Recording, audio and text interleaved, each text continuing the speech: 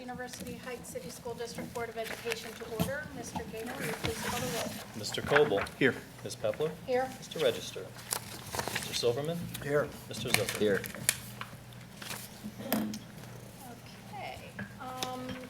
First order of business this evening is to discuss for the second reading of the resolution related to the operating levy. And I'm not sure, are you going to take us through conversation around this? I will, and actually I'm going to move across the way and I'll invite Jane Geneva, who's the Lay Finance Committee Chair, to join me.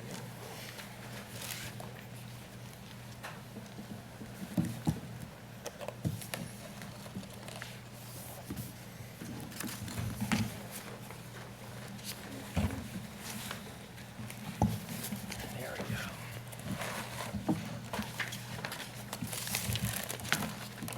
Okay, so what you have before you tonight is the second reading that is required to place an operating levy on the ballot for the May 5th election. And I guess at the board's request, we want to do a little bit of a review, or just offer, be available to answer questions or to offer a little bit of conversation. Jane is here, and back in January, the Lay Finance Committee had met. Actually, that was in November that the Lay Finance Committee met, and Jane was kind enough, because she was going to be out of the country, to prepare a written report. I read that to the board in January, but she has copies of that for all of you. She's prepared to make some remarks tonight, but I guess let's back up just a little bit and say that I think the biggest statement that needs to be made is that school funding continues to be what it has always been. And Jane knows it well, having been in those battles long ago with the legislature over the unconstitutionality of school funding in the state of Ohio and the over-reliance on property taxes. And actually what the state has continued to do is shift the burden onto the local taxpayer. Prime example of that would be that starting this calendar year, 2015, the homestead and rollback exemption is gone. So for operating levies, the state used to pay 12.5% of your property tax bill, and they have since done away with that for any new levies. So they continue to pay that amount of money on previous levies. Any new levies, they've stopped paying that. And they expect the local property taxpayer to shoulder that. So that's one example. We have certainly all of the school choice options that are popular now are causing us to lose money, and we have millions of dollars that are being deducted from the district, going to charter schools, going to ed choice options, and particularly a lot of virtual kinds of school options. So what happens is, let me back up again. So back in 2011, Jane came before the board and gave you a statement of the Lay Finance Committee at that time, suggesting that the district needed a levy that was expected to last 3 years. So we would have anticipated that we would be back to you in calendar year 2014. But a couple of things happened that allowed us to stretch this current levy a fourth year. The facilities issue has allowed us to achieve some operational savings from Wiley Middle School, so that amount of savings was significant. So that was one reason we were able to stretch the levy. We also made some overall budget reductions, and we also third item, the teachers union. We negotiated with the teachers union, and the teachers agreed to be paid 12 months rather than the 10 that they had been paid previously. And for the very first year of that actually moves 4 pays out of the cycle, the current levy cycle. So those are the things that allowed us to actually stretch that previous levy to a fourth year. And so the Lay Finance Committee met again, reviewed the 5-year forecast, the same one that you approve both in May and October of every year, and came to the conclusion that the assumptions therein were reasonable, and that it was time for the district to ask for money again in terms of operating expenses. Because again, House Bill 920 suggests that your revenues will always remain flat or in some cases decrease based on your state funding.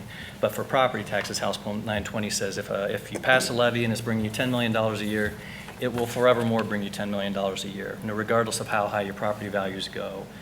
$10 million is the most that can ever bring you. So your revenue tends to stay flat, but your expenses will continue to climb because 80% of our budget is staff, and that's people serving kids. And so, you have increases in cost of living and salaries, benefits, those kinds of things. So that's why we periodically have to come back for this purpose. All school districts do. And that's why we're here tonight. So I don't know if we want to open it up for some questions, or whether, Jane, you want to make some remarks? Yeah, I'll give an overview. Okay. First of all, I want to apologize for not having been here in December, but I probably was having more fun than you were, because I was riding a camel around Israel while you were here hard at work. Second of all, I could go into greater detail tonight, but I don't intend to do that because I'm sure that some of you want to go home and watch the State of the Union address. And I personally believe that the state of the finances of the Cleveland Heights University High School District are more important, but, I'm biased, so I don't know. Anyway, the facts of public school funding in Ohio are clear, though they're disturbing. The funding system has been ruled unconstitutional by the Ohio Supreme Court because it relies on property taxes, and these are inequitable from district to district. Nevertheless, until the state legislature decides to change the system, we're stuck with it. And furthermore, the system was designed so that districts would have to go back to the voters every couple years to reaffirm their support of the schools. That doesn't mean that they have said, you have to keep asking for more money, you have to keep asking for more money, but that is in fact what has happened since other expenses rise and your income stays the same unless you go back on the ballot. In a school district such as ours in Cleveland Heights, University Heights, we see the majority of school funding coming from property owners. Why? Because we do not have industry here to absorb the costs. We don't have the pollution, the factories, the traffic snarls, but we pay a price for that in terms of our school funding. So we live in family-friendly neighborhoods that we value, and the city has kept out those commercial interests. Now we must further support all those families and neighbors that we value through educating all of the community's children. Often we read that cities are as good as their schools, and some people just slough this off. As a sociology major, I can tell you that that adage is true, and we only need to look at neighboring communities to recognize the strength of such a statement. If we are not willing to support our children and give them the strongest education possible, then we will also reap that lack of support in negative behavior. Students need to know that we care, that we are watching, and that we are doing whatever we can to help them into the society they will someday run. Many families fight hard to move up the economic ladder to move into Cleveland Heights and University Heights in order to access our schools. Our programs are unique and multifaceted. We should be proud. And our administrators have done their part in strengthening our system. Each year they evaluate and assess the educational system and determine what may need to change. In light of the funding system, they have cut back expenditures where they felt it would not hurt students. They run a tight ship. Again, we should be proud. But we have come to that time in the funding system where we need to go again on the ballot as required. We've made the last levy, designed to last for 3 years, actually last for 4. We cannot put off for another year the need to pass a tax issue. Again, we should be proud that we have been able to wait another whole year to go to the voters. Most districts cannot say that. The Lay Finance Committee looked at the income streams, the expenditures, and the political climate of school funding. The committee determined that given the current programming and funding, there is a need to put a 6.1 mil levy on the ballot in the calendar year 2015. In my last report, I gave more details about these, but to recap, 1, the collection of property taxes is down from 94% to around 90% in our district. This means less money to operate the schools. Foreclosures are still a major problem. Again, a decrease in dollars to operate our schools. The tangible personal property tax was reduced by 2% by the state over a period of years, reducing our state money in this category from $2.2 million to $265,000. Less money for education. Overall, state funding for public education has decreased. The district is losing about $2 million of state monies to charter schools, open enrollment, and scholarship opportunities. Less money for our public schools. Interest rates are low, so our ability to gain money from our investments is also reduced, meaning less money for our schools. Get the picture? Our income stream dollars are lower, but at the same time, many costs increase. The district has taken some proactive measures in light of this picture and reduced the budget by $2.2 million in reducing staff. Non-salary items have been reduced by $1 million. Teachers have agreed to be paid over a 12-month calendar instead of 10. Negotiations with various unions have resulted in sparse increases. All district employees agreed to a 2-year contract extension containing a 0% cost of living increase for fiscal year 12 and fiscal year 13. These are the cold, hard facts of the situation. There are other extenuating circumstances that we do not know and only have to divine at this point. It is possible that the guarantee will be eliminated. That's one of Governor Kasich's promises. The state payment per pupil could change. Additional tax monies could be removed. The economy could further falter, affecting our property revenues. Since these are unknown, we must keep in our vision when determining the amount of money needed to maintain our buildings and pay our staff, that these things are still on the board. Education is a personnel-heavy business, and we want to keep the excellent teachers we have and strengthen the unique programs we have. We entrust our children to these educators to do what many of us could not begin to do on our own. We need to support them and our children with sufficient funds to carry out such a responsibility. Thank you. Thank you. I know that at our last meeting we discussed, and Eric, I think you raised this, and I supported it, discussed some need to hear a little bit more from the superintendent and the CFO about what additional reductions could be made in order to reduce the millage for the operating levy that we anticipate putting on the ballot. And so I know that we want to hear from them, but I'm not sure if people have general questions for Scott or Jane before that, I've got, or comments. I've got sort of general, just to sort of queue up to where. Sure. Okay. Scott, you gave us a multi-year budget. I don't know if our friends from the media actually show up or just watch it on TV, but from the spreadsheet, there's a couple of whatever we have spikes up and down, I believe I was asking you before, the spike ups and down primarily are how bookkeeping changes methodology. So if we have a year that has a high cash balance and it dips down the next year, was because of reporting methodologies, correct? Correct. In particular, what you're looking at is the transfers and advances that we make between funds, because no fund can end with a deficit. So we will advance money back and forth. You see that on the books, but that's not really anything that would. So once we get into the out years of that 5-year forecast, we remove all advances because they're simply a timing issue that kind of skew the numbers a little bit for you. And you also gave us a levy history going back for last till 1980. Correct. And if I'm reading this correctly, this theoretically would be our second operating levy in a row that was supposed to go for 3 years, but because of budget cutbacks and what have you, we were able to stretch it out for 4. Correct? That's correct. Okay.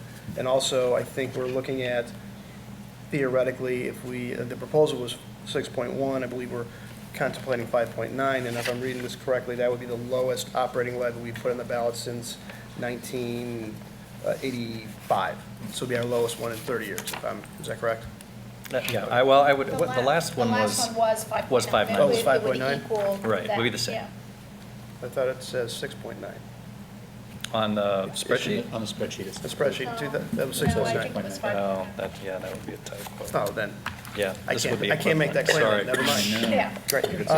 Then my last, from the state cutback on the one type of tax, which is about $2 million a year. The charters is another $2 million a year. And if my math is correct from the one spreadsheet, if collections are off 4%, it's about another $2 million as well. So basically, from three things completely outside of our control, that's $6 million a year we see of less revenue. Is that my math? Correct. Okay, so I mean, and if I'm looking at this other sheet, I mean, ostensibly, that's 6 mils. So were it not for those cuts, we'd be able to get another year theoretically. Is my math correct? And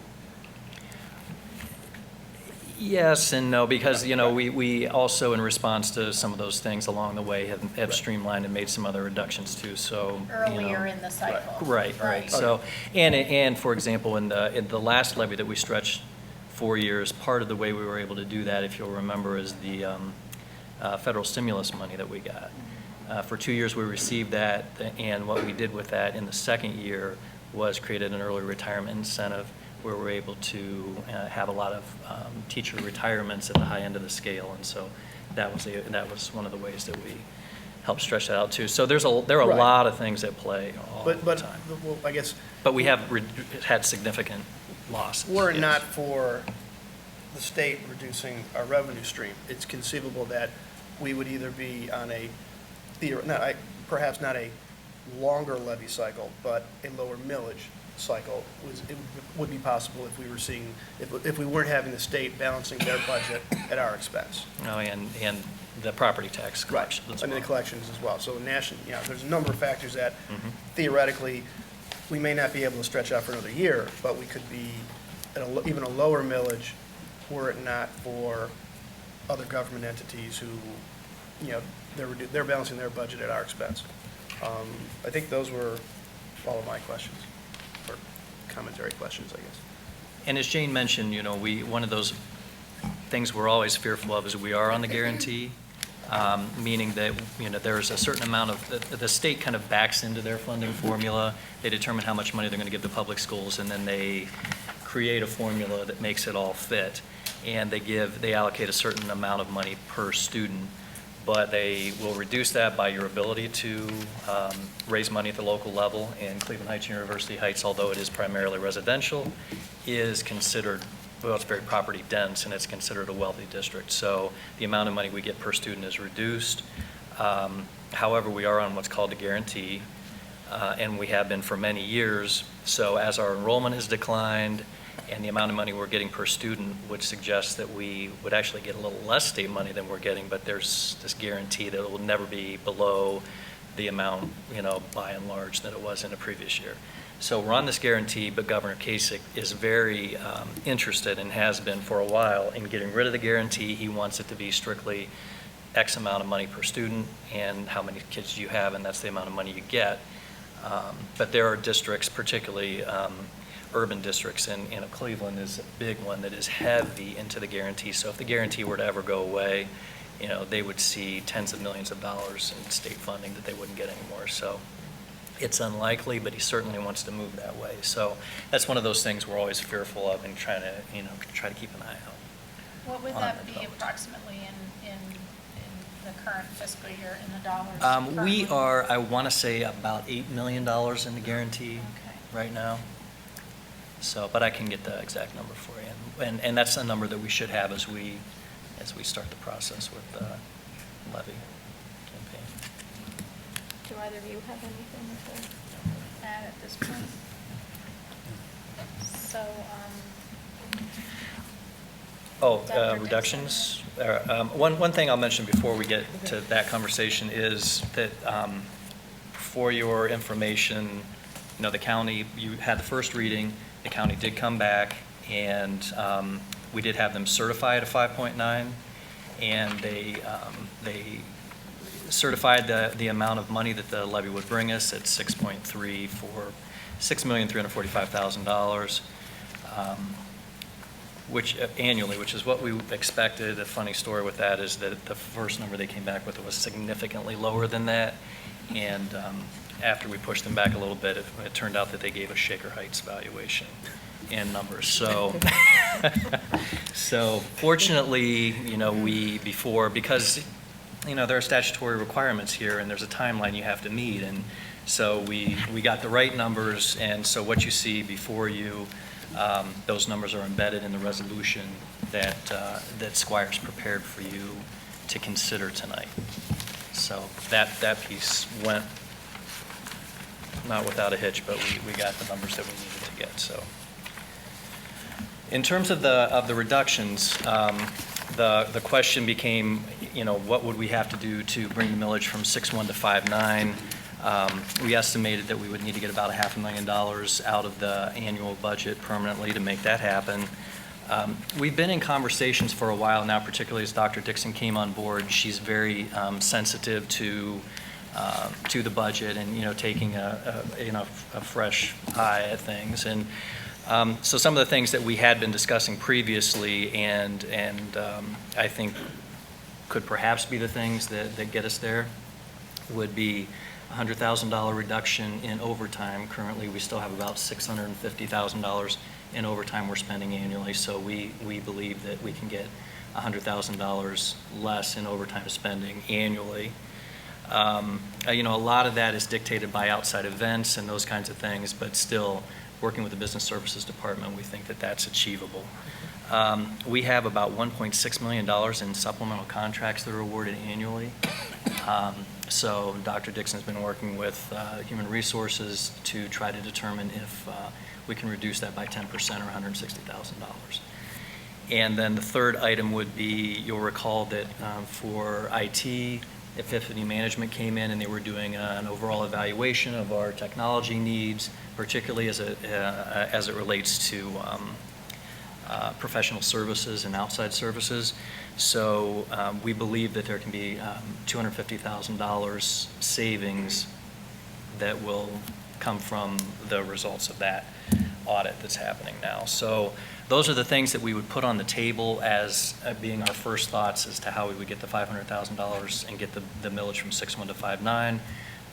There are ongoing conversations about high school staffing and what that looks like coming down to the Wiley campus. We expect that not all the staff will be coming down, but that is a process that has to happen with unions and with the, and this is a little premature for that, so we don't have that here. But, it could be a combination of different things, but if we were to have to say, what would $500,000 look like right now, I think that's what we're saying we would say, but not to say that that would be the final thing that it would end up being. I think we'd have some conversations along the way with you all. Can you say more about the savings through the Epiphany Management review or analysis or whatever? I can. I know that you probably can't give full detail, but I'd like to hear more about that. Well, we can, and I'll take a first blush, and we can invite Mr. Chagals up if he wants. But one of the things that Epiphany Management was hired to do, in addition to providing the management services, because we no longer had an IT director, was to take a look at and create a comprehensive technology plan. And to not only look at the devices that were needed, but the hardware, the infrastructure, and whatever.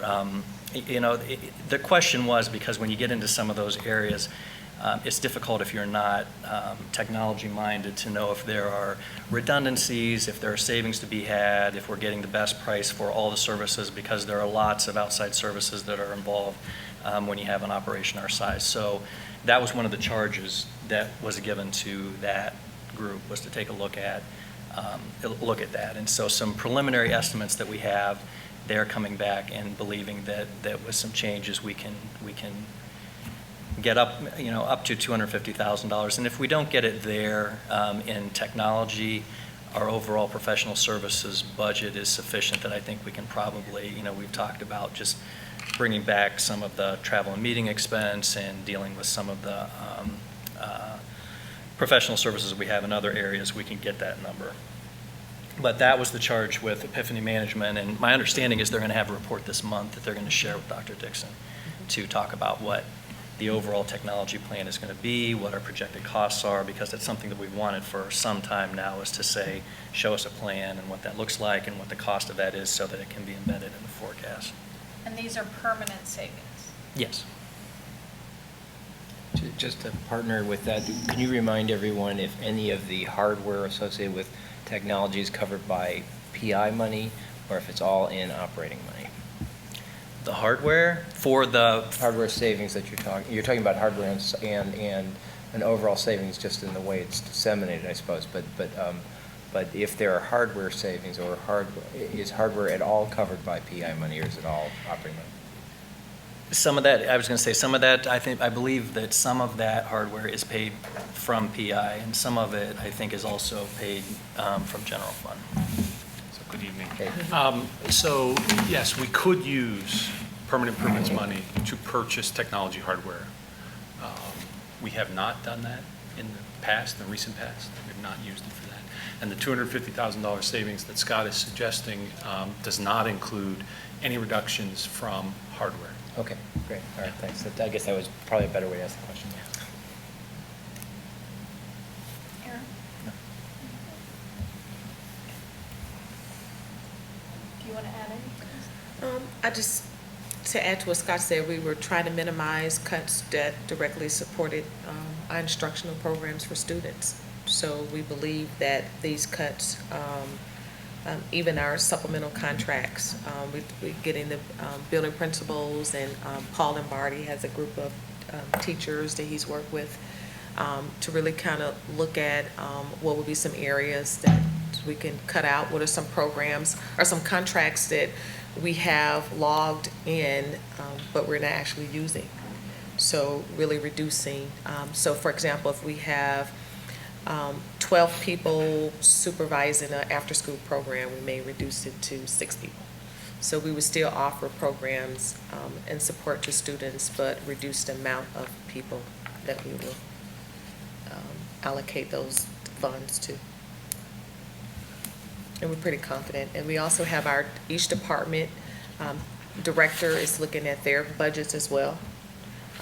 And they're going to, we're meeting next week, and they're going to bring their cuts that they're thinking about, and really thinking about the cuts and the impact, so that we're not making decisions and not thinking about what the impact, the long-term impact would be on those decisions. So we're going to discuss those opportunities to modify our budgets next week. Eric, are you feeling comfortable with the level of detail that you've heard Oh, this yeah, evening? I'm good with the detail.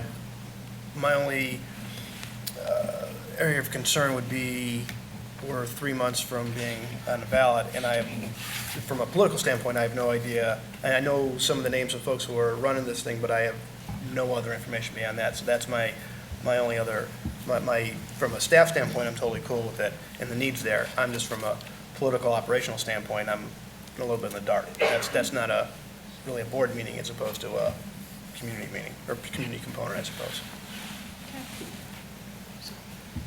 So just a question that I have to ask, and you pretty much said it, but I want you to say it again. Dr. Dixon, from the standpoint of integrity of program, and do you feel confident that we can reach the level of cuts we need to reach without compromising the integrity of the overall program? Correct. Okay. Yep. All right, great. And because of, Cal, because we're being very thoughtful about the cuts. Yep. And really talking about the impacts of what we eliminate. Okay. And that, I believe, I'm confident. Great. And Mr. Chagals, I'm glad you're here, because some of the decisions, it occurs to me, and I don't have any in mind, but some of the decisions we're making surrounding the facilities plan have a potential impact on the operations of the district and the operational costs of the district. From what you've seen so far, and I realize a lot of it depends on the decisions we, the board, makes. I'm not offloading that onto you. Do you feel comfortable that do you see any cause for concern with some of the changes that are being made in the facility plan, or some of the things we're talking about in the facilities plan, that they would not add to the budget in a way that Mr. Gaynor and Dr. Dixon aren't aware? So I mean, obviously, this is a big conversation that has to keep happening. Yeah, good question. And no, I don't. I don't anticipate, I think the facility projects are are pretty much on budget, and we are managing those dollars Right. and working within the confines of the dollars that we have for those projects. The impact of those changes, we have accounted for what's going to happen, and I don't see any, I'm not aware of any major issues that would cost monies and would change the projections that Scott has given to the board. And I'm not challenging you as much Sure. as just saying, I think oftentimes when we're talking about facilities, we're thinking PI, permanent improvement dollars, or we're talking about facilities dollars, but some of those decisions do affect the operational costs, and I just want to be sure everybody's on the same page, recognizing that as we go forward. Well, and that's certainly one of the things that we are very sensitive to, is we try to make sure that when we have those conversations, that any savings, before I would embed it in a 5-year forecast, we want to know the net savings. So, because people who often don't deal with budgets, on a regular basis will say, we're going to save $1 million, but when you get into the detail, it's a very good point that you make, and look at some of the unanticipated cost increases that we're looking at in that. And just one quick example of that is transportation. Right. Some of the Correct. things we've Right. done are going to result in some levels of increased transportation service. That's a good And as a example. result, Scott and I have had discussions about that, and so we've tried to factor that in, those projections in, and net out what the additional costs are. And that is a conversation that we're always having. Good, Yeah. and that was thank you, that Yeah. gets the heart of it. Yeah. And another example would be the conversation that we had around the security and staffing at Wiley, even for the temporary use of the building for the high school, was Brian Loretz shared that he was comfortable recommending the security staff be reduced from 15 to 12, but then in negotiations with the city of University Heights, the decision was made for us to contract with the sheriff's office to provide some additional security. So while down the line in the new and improved Heights High, there might be some operational savings, in the meantime, there might not be Correct. for that specific function. That's another good point. So sort of wrapping the whole thing up, given all those questions, Mr. Gaynor, you're as comfortable as you can be with the notion of we could get that extra $500,000 out of the budget in order to get this to a 5.9 million. Absolutely. I think it's at least worth mentioning that at least one person, and I believe it was two from the community, did contact us asking us to consider not reducing to get it to 5.9, but asking the question, because we got such great community support for the bond issue and the facilities, why don't we say, what could we do if we had even more money?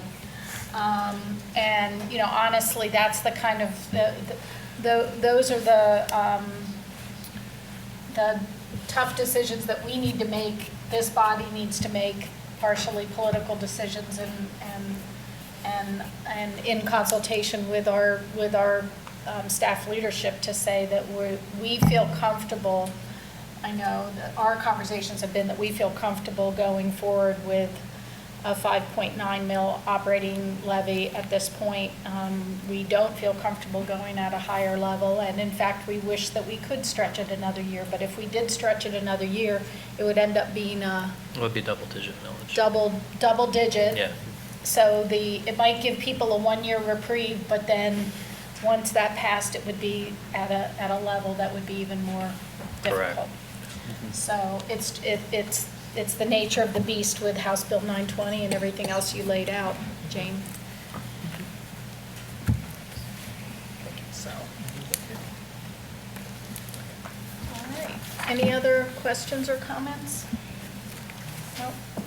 Okay, so can I have a motion to approve the resolution to submit to the electors of the Cleveland Heights University Heights City School District the question of an additional tax levy for the purpose of current expenses? So moved. Second. Second. Oh, it's okay.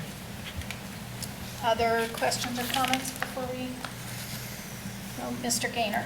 Mr. Koval, Yes. Ms. Pepler, Yes, Mr. Silverman, Yes. Mr. Zucker. Yes.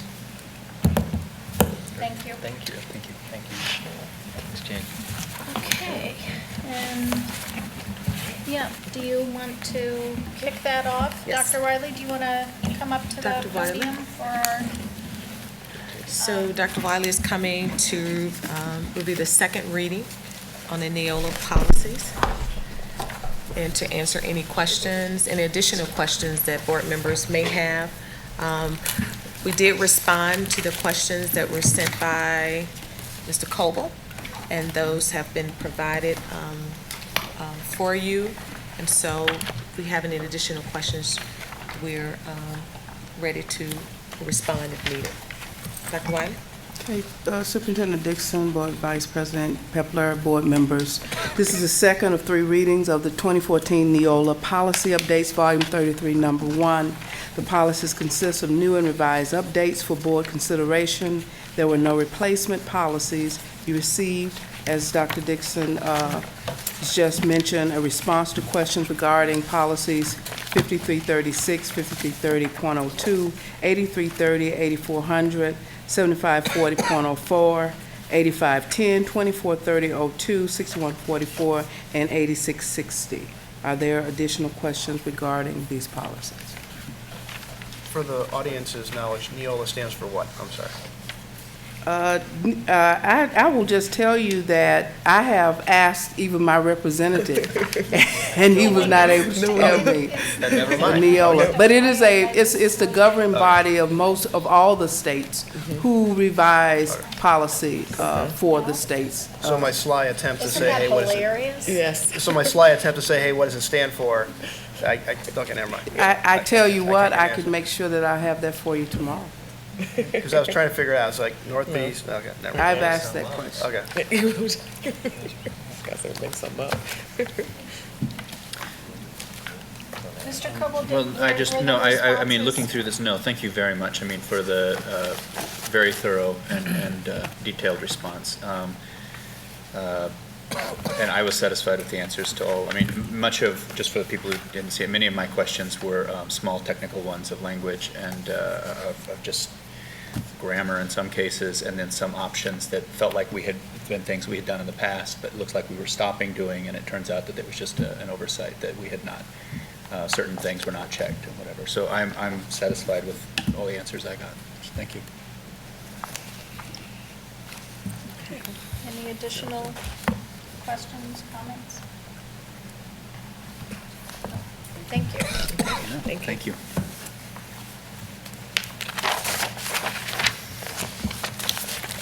Okay. Now for the fun stuff, right? How are we doing facilities? Is everybody coming forward? Yeah, they can come forward. We have time. We were going to start at 7. Do we wanna move do a into it break now? till We wanna 7? take a We break, might, or- well, I think we can move into it as long as they're here. Is there Yeah, anyone you else ready? that's coming other than, You sure? You ready? Who- We'll who move? else? Okay, we might as well get started. okay. Other than John and Gary. And maybe we should have the projector turned on for this, Mark?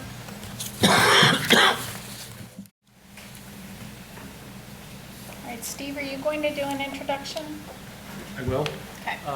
Steve Zanoni could not be with us this evening. He had a conflict. Pat O'Brien is on his way and will join us as soon as he arrives. And Gary Baylog is here, and John Orsini from BHSM, and they're going to take us through an update and status on where we are with the high school design project tonight. So I'll turn it over to Gary.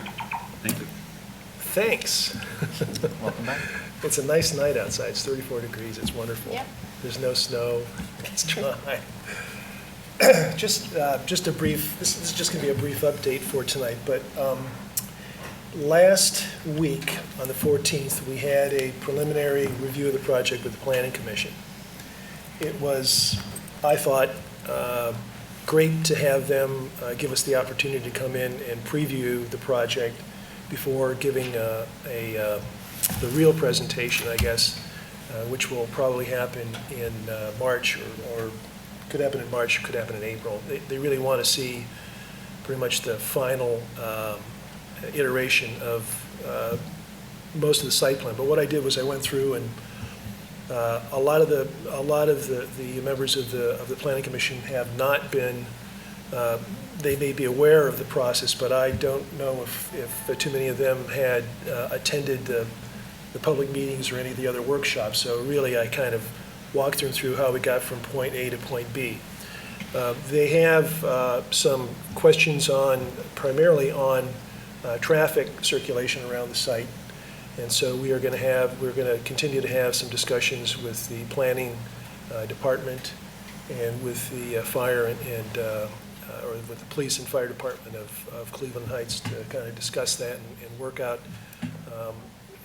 I don't think there's anything that is really large and looming. It's just a matter of making sure that we all understand how the site is going to operate and traffic is going to flow. So we're going to continue to do that. We're also working on the design development, continue to work on the design development of the high school, the documents, meetings with our consultants and with the CM has also been attending some of these meetings. We've invited them to come and participate in that. We are continuing the redevelopment of this building, and we have today, in fact, we sent in both the applications for a review by the Planning Commission for the Gateway building, which is the freestanding athletic building, and this building, primarily just the auto tech portion of it, because the automobile technology program here requires a small parking lot adjacent to this building. So, and I've got some slides of what we have sent to them for a preliminary or for a review. It will require, both those projects will require a variance for setback. This building is a C1 district, and the setback is actually 5 feet, but this is a conditional use. Educational buildings are a conditional use, so it defaults to around a 50-foot setback, even though the existing building is only about 20 feet away from the right-of-way. So there's some irony there, but we will work through that. On the Gateway project, it was the recommendation of the planners who are kind of working as they're not really a consultant of ours, but they've been very helpful in giving us guidance. But they had recommended that the Gateway building kind of have more of a presence on the corner of Cedar and Lee. Gary, if I could interrupt, you mean the staff of the planning department for the Yes. city? Okay. Yes. Yeah, Okay. and Gary, if I could just expand on that a little bit, I think it is, I would like to acknowledge the support and collaboration that we receive from the Cleveland Heights Planning Commission staff members. They are very eager to meet with us, to sit down and look at plans, offer their suggestion based on what they know of the code and based on what they know about the Planning Commission's desires, and sort of give us a heads up about what to expect at those meetings. And so we really appreciate the help and support that they've given us. So that's where we're at. Here is Delisle, and we are somewhere over here in a room right here. And so this is the piece of property that we're talking about. As I said before, the right-of-way is somewhere over in here. And this corner of the building is about 20 feet away from the right-of-way. But currently, under the current zoning ordinance, the actual setback runs somewhere through here. So that's the reason for the variance. And we do request. expect to go back to planning at February 11th, Planning Commission meeting for these two Yes. projects. I'm not sure when the variance hearing will be, but That's the Board of BZA. Zoning, yeah, Yes. BZA, I don't know that date. The issue with auto tech is that, they currently they have about 4 or 5 automobiles, which are not, they're not junk automobiles, but they are automobiles that they use for demonstration and classwork and that, but they're not registered. The Board of Education owns those vehicles. They can't drive them on a public highway. So we first talked to them about using a portion of this parking lot, which you own, across, but that would require them driving the vehicles onto a public highway to get in there. And so they said, no, they can't do that. So, and frankly, we had some quite in-depth discussion with Jeff Porter, who's the instructor and teacher for Auto Tech. And his preference, frankly, is to have the parking, they have to pull these vehicles are normally parked inside during the evening, and then when they have clients who would be coming in to drop their cars off, they need room inside the bay, so they got to make that exchange.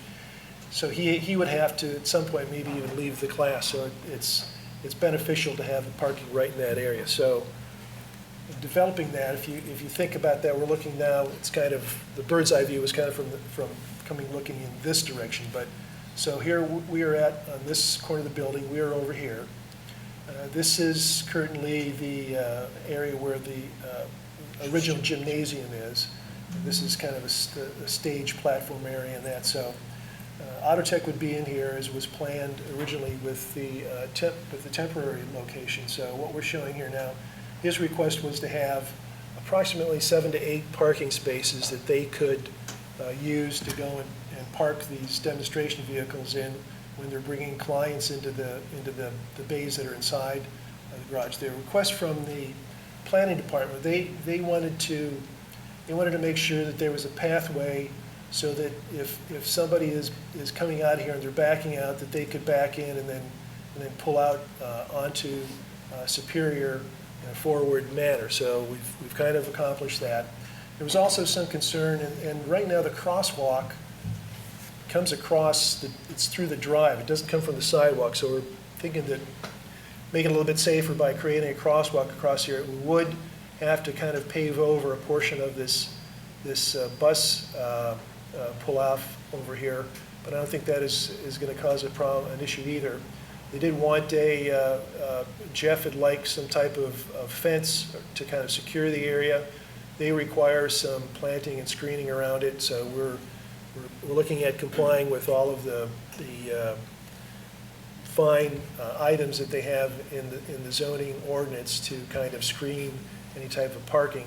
They also they also have a concern about, minimizing the amount of parking because of runoff, et cetera, et cetera. So in looking at this, if we were to have a drive that was on the building property and try and get around and pull a driveway around here and park the cars on the opposite side, would actually require more pavement than it would just to do this small parking area. So that's where we're at on Delisle in terms of the site.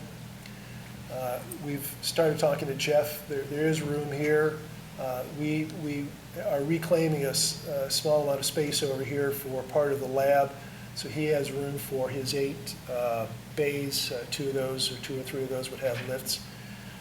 At this point with Delisle, we've been focusing on auto because auto is on a fast track, because if they are going to have this up and running by the time school starts in the fall, they need to start construction probably on some of the exterior work this spring, and then get into the interior of the building probably a little bit later than that. So we wanted to make sure that we could get on the Planning Commission agenda and then keep working on this. So our focus has been on Auto Tech, and again, I said we met with Jeff Porter and had some discussions with him. We are also planning on starting to have discussions with the rest of the programs that are going to remain at Delisle, and actually master planning the balance of the building. But that is not on the same schedule as auto, so we've really kind of been focusing on that. But we have done some thinking about, as I said before, about potentially pharmacy would be here. They would have a classroom and a lab in one area.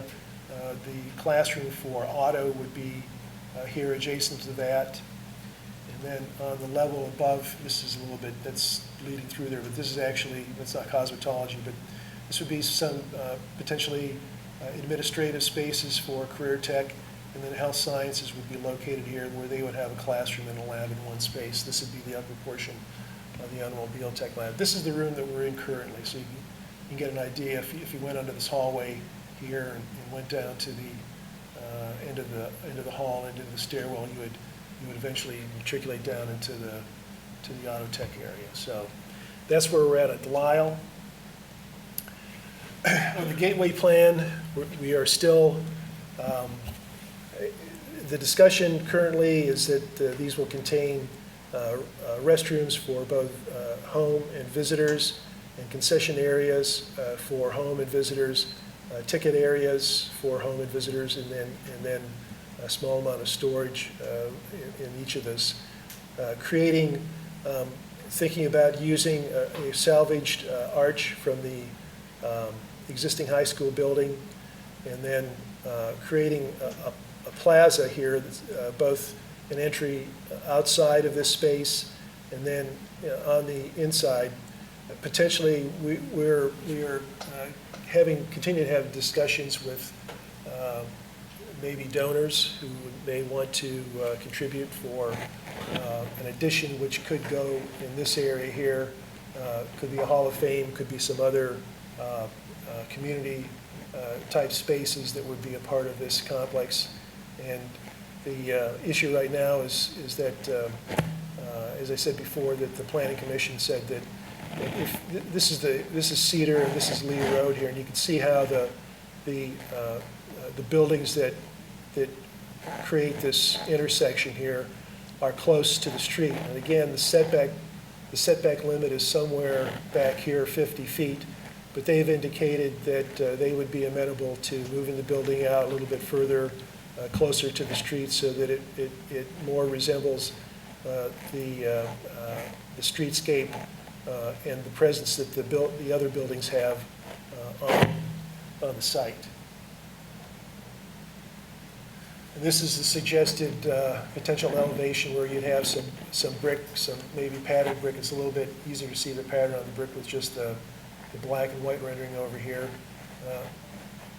Maybe some decorative gates that kind of let you into that plaza that's in there, and then the archway. At some point, maybe the archway is incorporated into part of an addition to the building. We decided to keep it freestanding because, frankly, this is another building that's on a fast track. If you're looking at occupying this building for the start of next football season, it's got to be under construction. And if we're demolishing the high school building next summer, we won't have this fragment of the building to use until sometime later. So even though it's part of the design, it may be incorporated a little bit later, and there may be an opportunity for even some of the portions of the existing building to be incorporated at some later point into those facades. Gary, can I ask Yes. a question on this? Is that, so would there still be an entranceway over on Washington as well?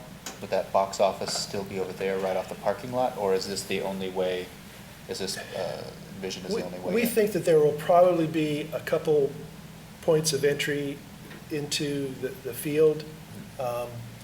As I said before, there's a ticket office, at least we're showing a ticket office here, so you purchase tickets and then you go in.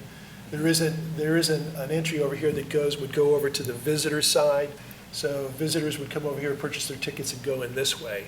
And then there would be some type of screen or wall here that separates the home side in this plaza from the visitor side. So, but there is an opportunity either up here on Cedar to bring another entrance in, or over on Washington to have a secondary entrance in for people who would purchase tickets.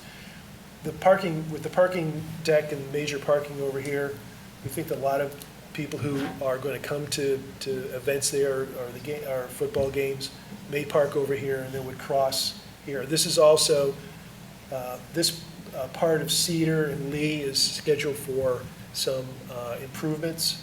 So we are coordinating with what they're doing on Cedar and Lee with those intersection improvements and with the streetscape improvements and with the bus stop improvements. So that was a long answer to short question. I have a question on Sure. this, and I brought my own pointer. Couldn't, I can't prepare. With the building over here, I mean, once this is for the next 2 years. Once the building is completed, my question would be, couldn't the visitors use the restrooms right off of the gymnasium? The question, I see what you're, with this demarcation here, I can see why we need rest. I guess the issue I'm having is, do we need to have a wall separating visitor from home, in 2 years? Or, because it would seem to, what's the rationale? I mean, I now understand why, I understand if you have a wall here, why you're having visitors separated from home, why you have a home and visitor restrooms. But I'm just, That was something that was, in discussions with the high school administrative principal, Mr. Ross, that he felt pretty strongly about trying to maintain that separation, and that's, I think, Gary, why he has that incorporated.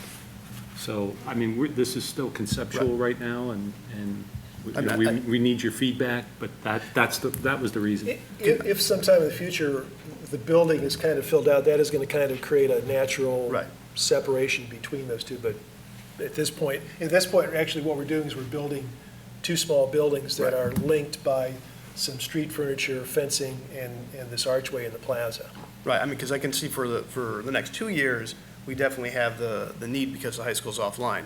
But my thought always was in 2 years, once the building's back open, and even more so because we have with the new west driveway and what have you, that's the visitors are they're gonna go hang over there, and then this would be that's what I was trying to understand, the rationale for why we had a home concession stand and a visitor concession stand as well. That also allows us to not have to open up The the building. And have staff. That's right, and security. exactly. Yeah. Exactly, in the building. It's a huge operational advantage Unless there for was us. only an external entrance, and I don't think that's been to Yeah. restrooms, I don't think that's been the conversation. Well, Right. the floor plan off of the competition gym is set up with the lobby and the restrooms right there, right off of that. It would be comparable to where we are right Yeah. now, and we have to open the building up for locker rooms anyway.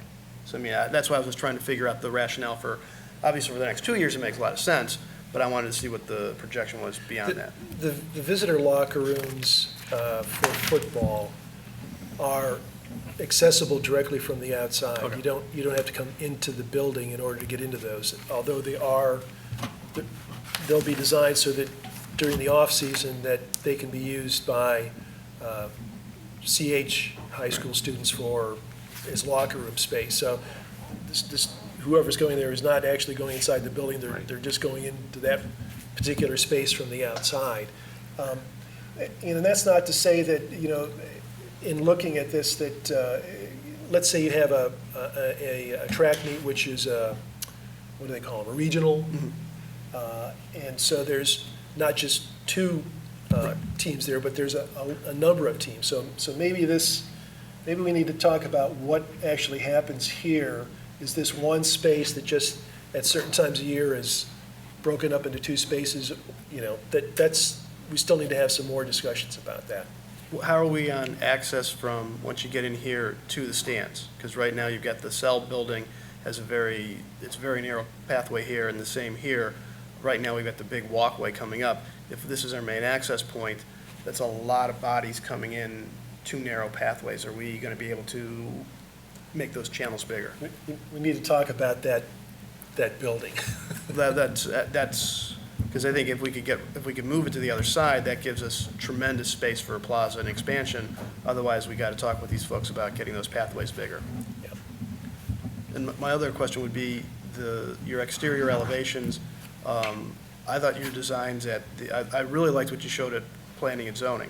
This is a little bit different. This is more mercantile compared to what you had before, which seemed like the rear of the old building. Why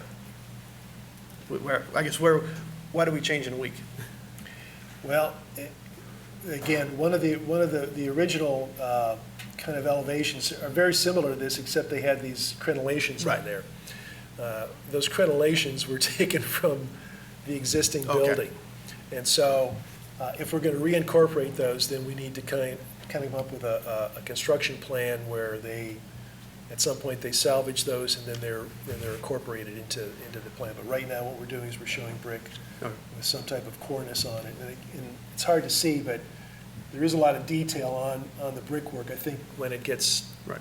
colored in, it just kind of gets washed out. I was just curious, because I was like, oh, that's, because it looked very cool. That's why I was surprised why the change. And there was also some comments by the planning commission about adding more windows, even though may not need more windows into those spaces, but.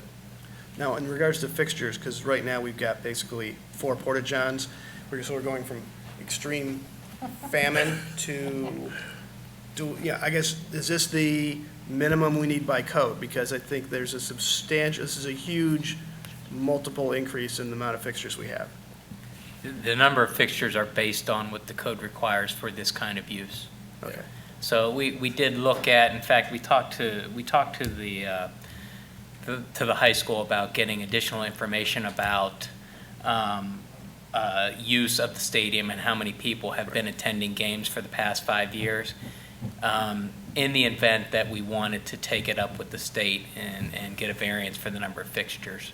As we know, with everything that we do, we have to plan for the most Right. conservative approach, which is what we see here. So this is what the state requires. This us is to what the have state requires, For yeah. 2,500 capacity.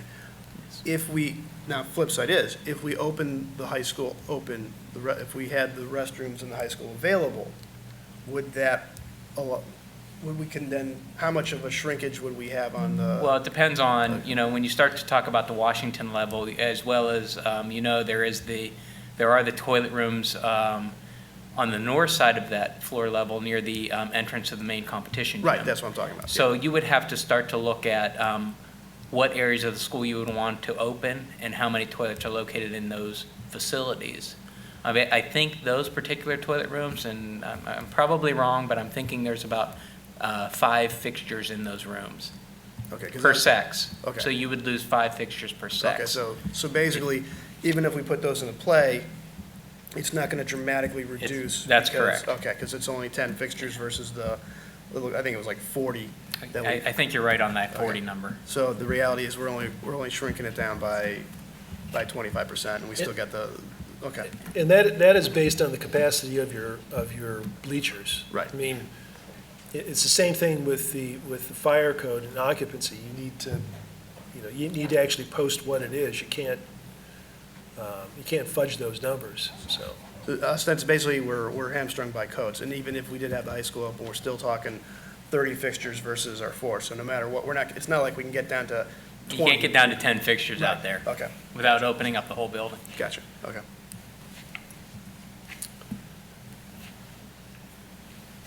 So last week, we started to meet with the board and the school about the exterior elevations, really north of 1926.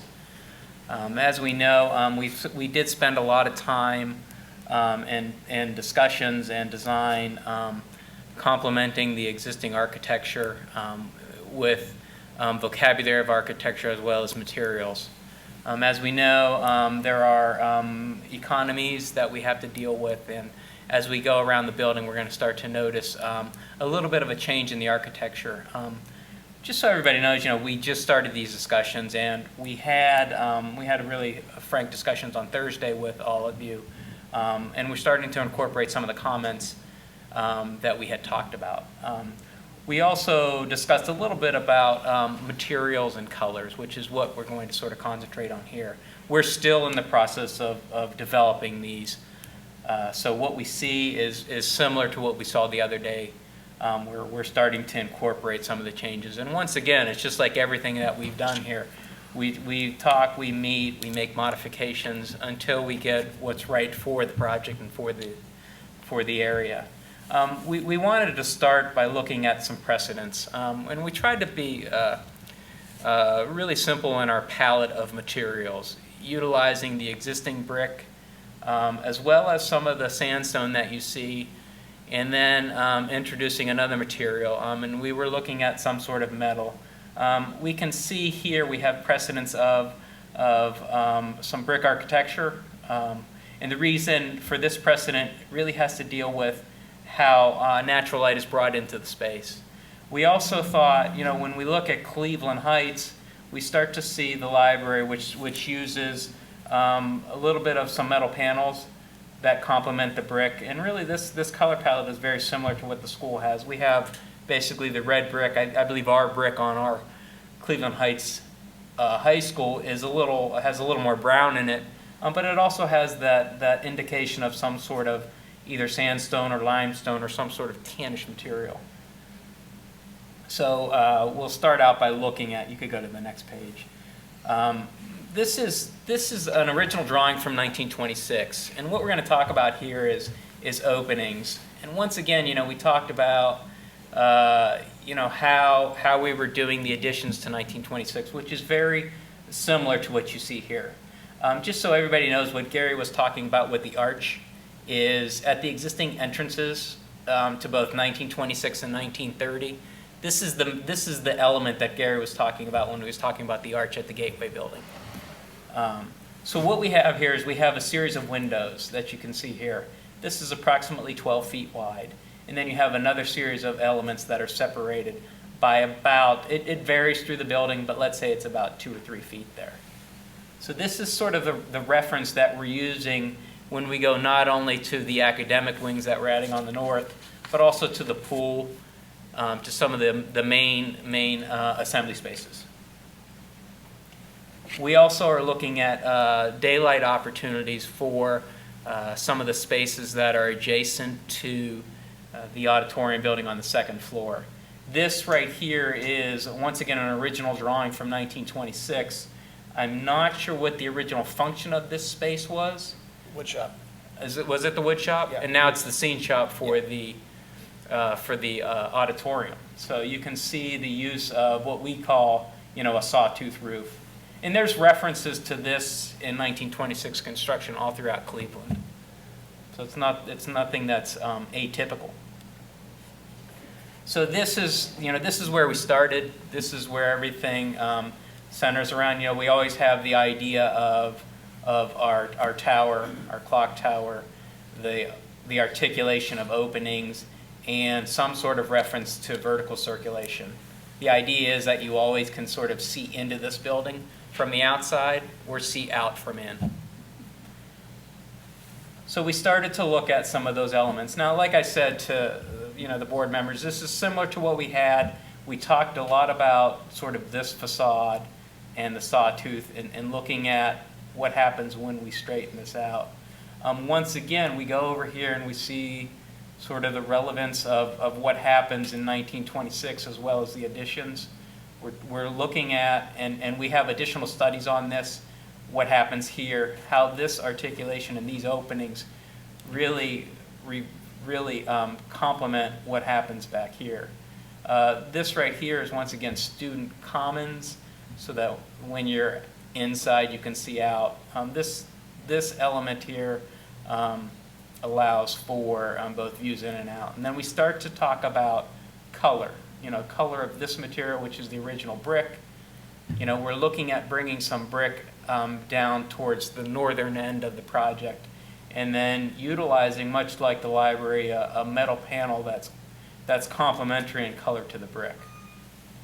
Next slide. And we start to look at this once again along the north face of the building. What you don't see on these elevations or on these perspectives is the idea that the building steps down. When we talk about these back elements, we tried to introduce a little lower elevation that relates to the houses on that side of the street. We also have that articulation of that 12-foot opening, much like you see in the 1926 wing. So you always have this sort of repetition of that 12-foot pattern. Then once again, it's that idea of not only the materiality of these elements, but also of color. And then you start to see the articulation of some existing gables that can potentially be worked into some of the elements down here. So you see the idea of what's going on in not only 1926, but in 2017. The other thing that we start to notice is the relevance of the tower is always prevalent in most of your views of the campus. And then finally, we start to look at, once again, articulation of forms, material, and then the idea of sort of, you can really see the stepping in this element here. And then you have that color of brick, the element of brick, and then the element of brick. So it sort of ties the whole thing together. Once again, we met with the board once. We're making modifications. We're studying these things based on comments that the board gave. So, and then we'll meet with them again.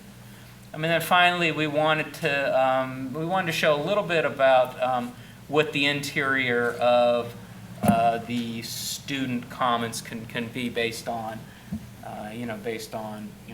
our clear story that we have, the ability to see out, and some of the opportunities that this kind of architecture will allow for the space. We showed a couple different kind of renderings. This kind of rendering right here is a little more finalized, and once we have the right architecture for north of 1926, we'll start to develop a more refined rendering of what the project will be. So we still have steps to take and meetings to have. We did have an opportunity to talk to the board, to talk to also our consultants, as well as Gil Bain and PMC Regency about the materiality and the conceptual idea behind the exterior skin of the building.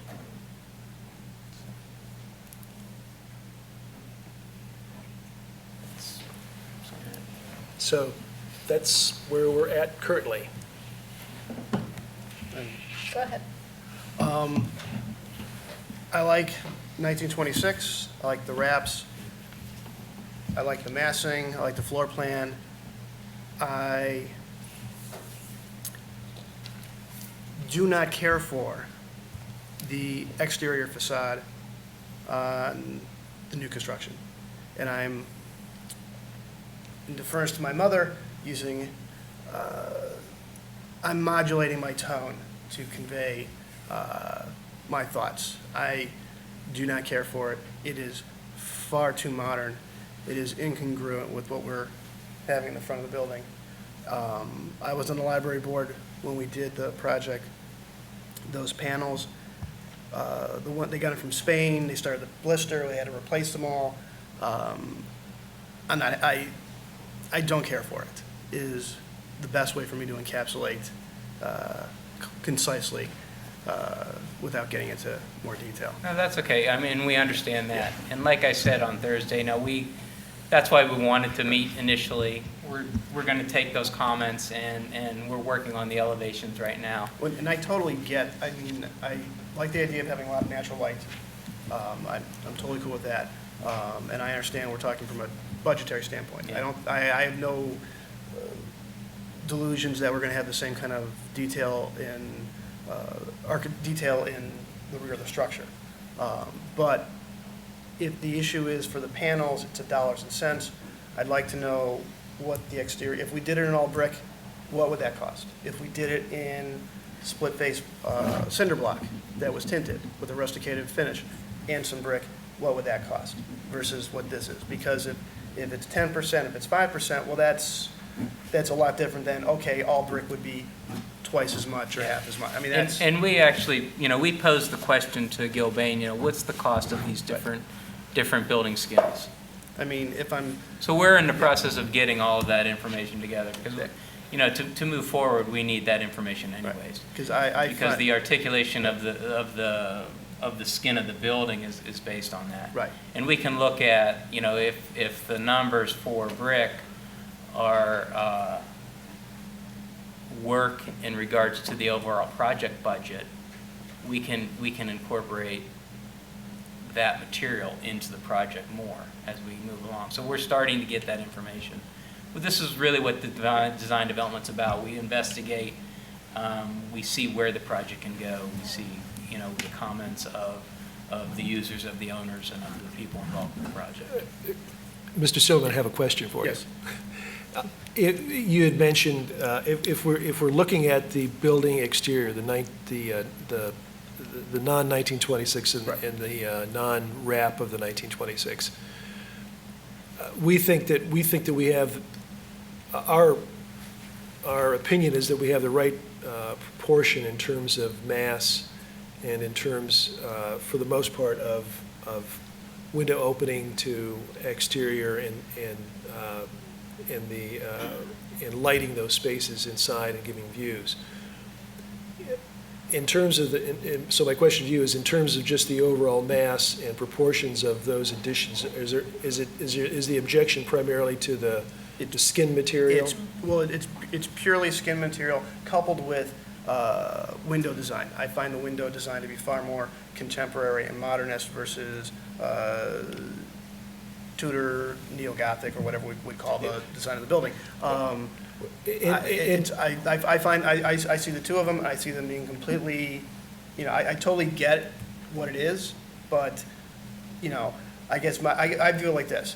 I'm not a fan of it, and I'm sure I'm in the minority on my colleagues. I'm not a fan of it. Conversely, I guess I could live with it if the building was more brick. More masonry. If it was more masonry and brick as opposed to the panels, you know what? I probably, in budgetary, that was a choice, so be it. But I guess that's sort of, I'm trying to find a common, middle ground, as it were. The issue with us is that, Sorry, if we can go back in the slides to some of the images that we're talking about, the outside skin of that, those kind of sections. part of it is that,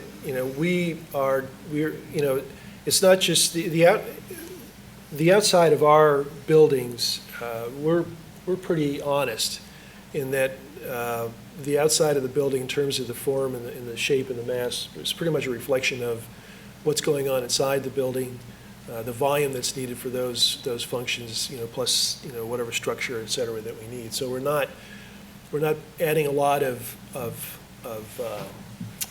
extraneous fluff in terms of the form. So the forms are pretty honest. My feeling is that there are budget issues, and we're working to overcome those. And one of those issues was to look at some options on the exterior skin. Frankly, if I had a preference, my preference would probably be that a majority of the building on the outside would be masonry. But I know that what I don't want to do is I don't want to travel too far down a road in terms of a design and then have to really backtrack.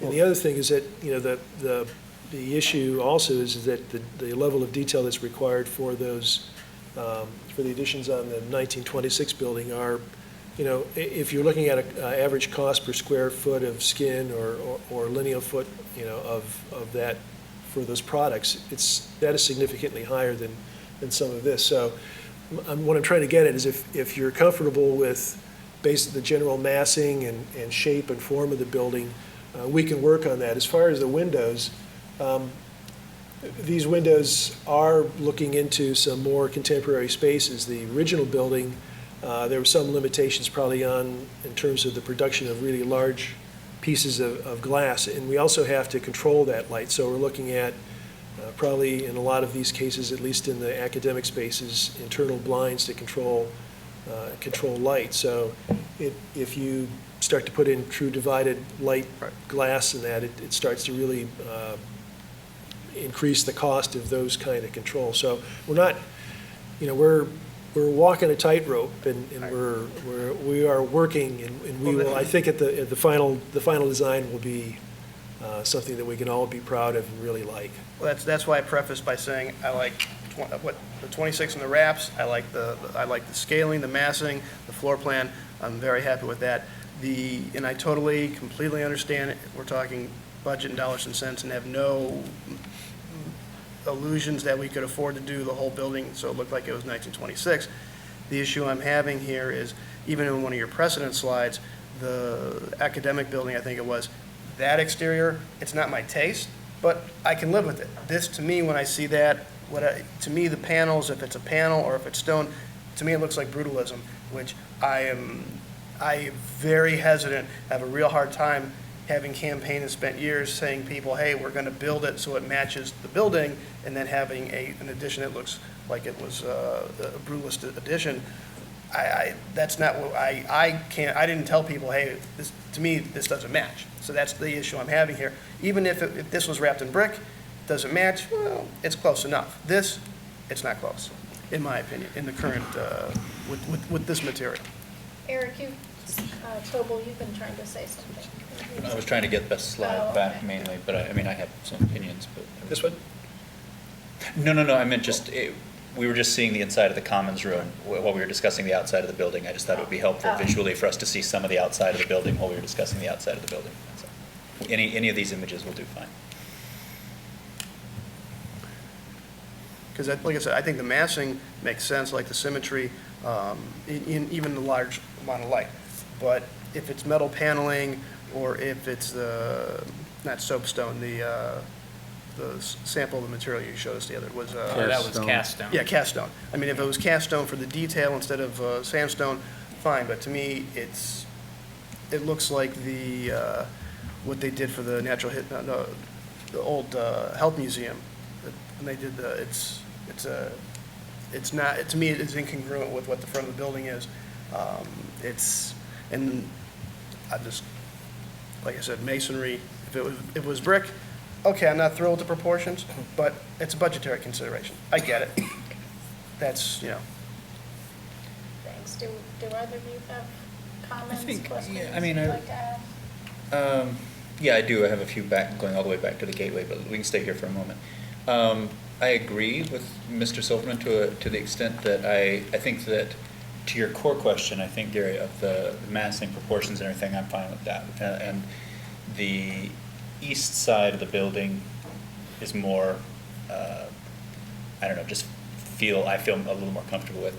My main concern, honestly, and this could be just a question of the illustration as opposed to how it would look in the real world, but both this backside and then the competition gym in particular, just the sheer amount of vertical lines, I start to see prison bars, Yep.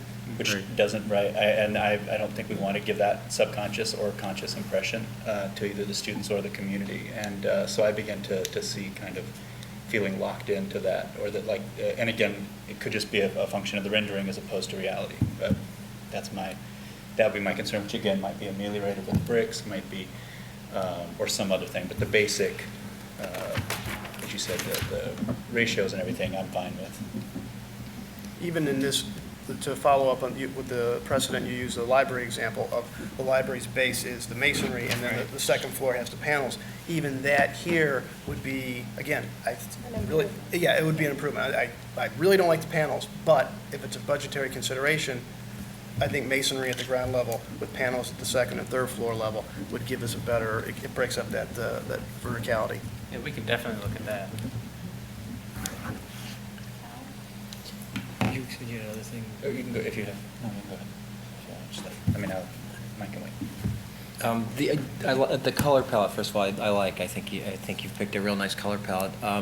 If, in fact, what you're going to go back and do is look at what the budgetary impact would be of different skins, am I correct in assuming that there's some industry standard way of determining the maintenance impact?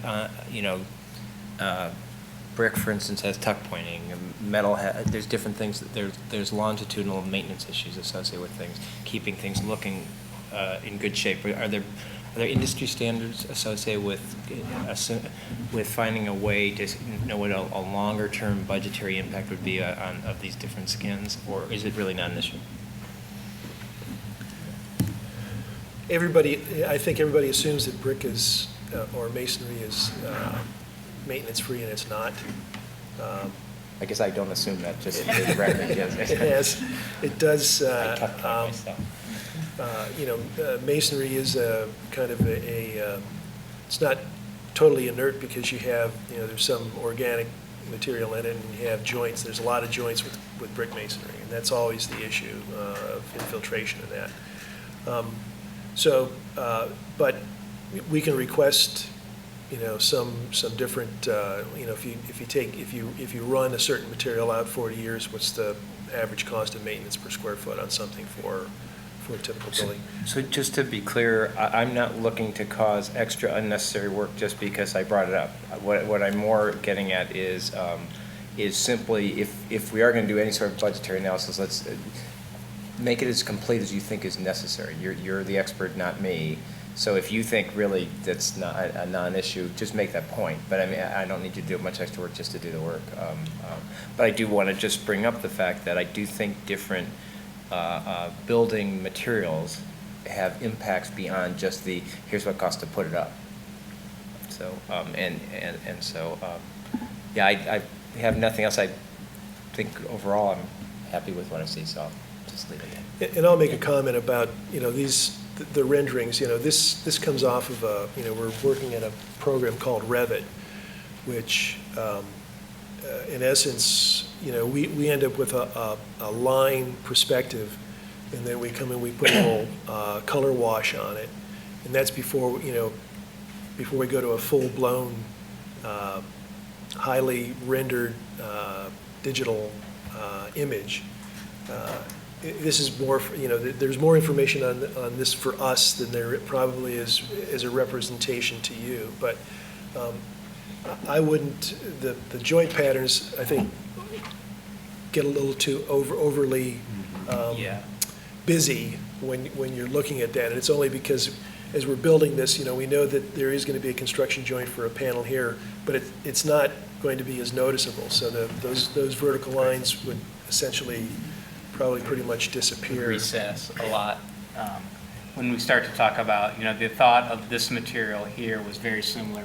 Gary, if you go back to the 1926 rendering, and you can't necessarily see the articulation of this in this thing, but there are joints also in here that you don't see.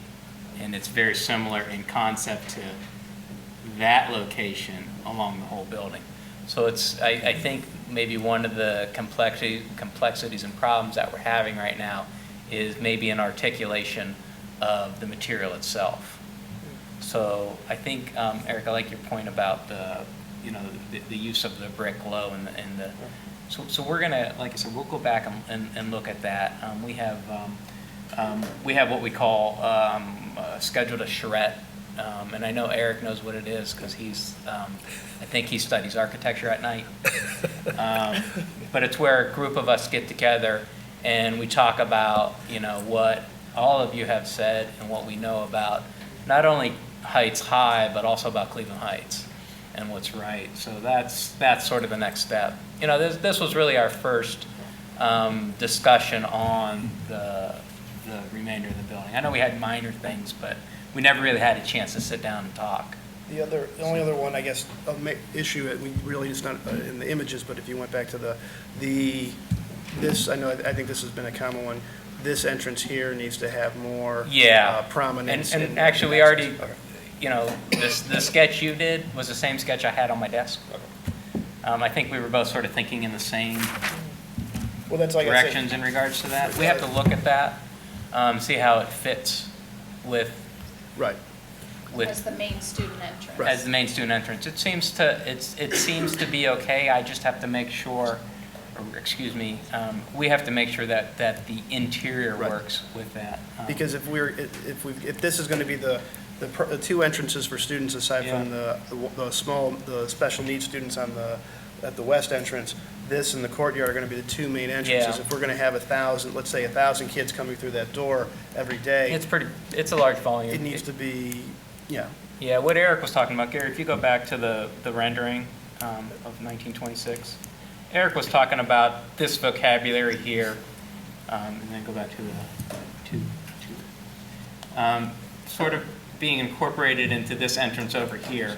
And then what we looked at in our office was really taking this whole corner and making a majority of it brick, very similar to the brick over here.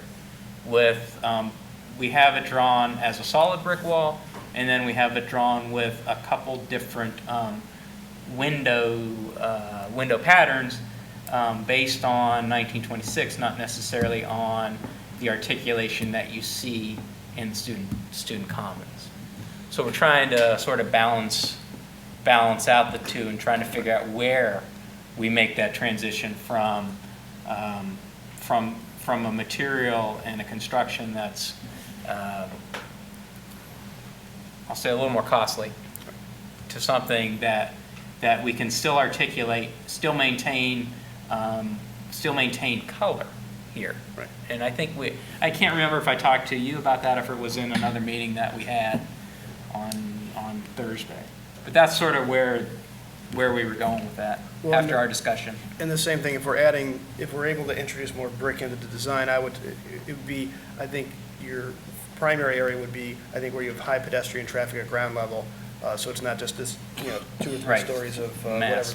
So that way, even if you go half and half, that where you have pedestrians walking by, you have that pedestrian Yeah. scale by the natatorium and by the gym. Yeah, and this is where, we have a lot of pedestrian action right here, because we have, Steve's sort of sitting in a ball field right now. Right.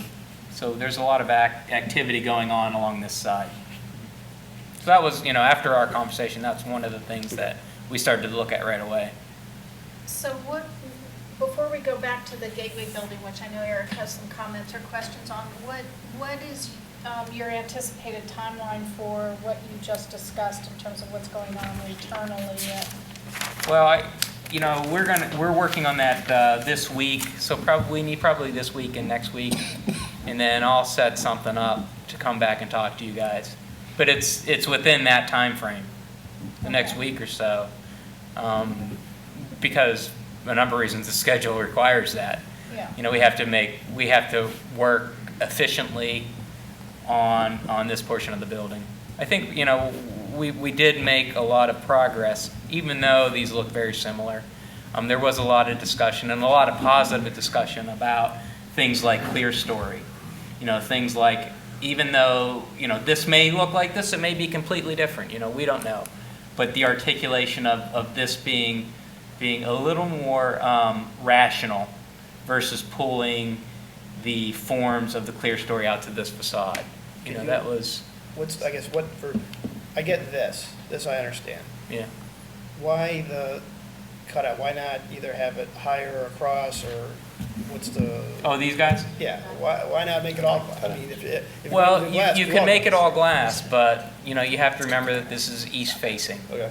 All right, so that's one reason why you don't want to make the whole thing all glass, because then, and not that couldn't be a really beautiful thing, but then you have to start talking about the addition of sun control, which, if anybody knows anything about sun control, it just becomes really, you think that this facade out here becomes expensive. The amount of articulation and detailing that happens with this kind of space east facing is really, Then why do? why verticals? Then why do the 4? I mean, It gives you a little peek at. A little break. Yeah. Yeah. And the reason we didn't do horizontals was, when you do a horizontal, let's say, you know what a ribbon window is, right? Those long windows that you see go across the whole building. Okay, gotcha. Okay, when you do a horizontal opening, this all goes into the discussion of economy of building. When you do a horizontal opening, let's say it goes from here to here. Let's just, just for discussion's sake. What happens is you have this wall, and then you have this separate wall. And the additional structure is required because of the separation of those 2 walls. So you really have this, 2 walls acting upon each other, because you have to have that lintel going across. Okay. So when you do the verticals, because your steel is vertical, it's really just sort of taking a pair of scissors and cutting. Okay. All right, so it was a matter of understanding the economy of structure versus the economy of budget versus what we can get. It's probably a little too much than most people wanted to hear, but that's really why those ended up being the way they did. Back to Cal's question, or a related one would be, are any of these products for the exterior, would they all have about the same energy efficiency? Would the construction of them get us the same energy efficiency? Well, when we talk about energy efficiency in regards to building envelope, which this is just so you know, when we're talking here, this is what we call the building envelope.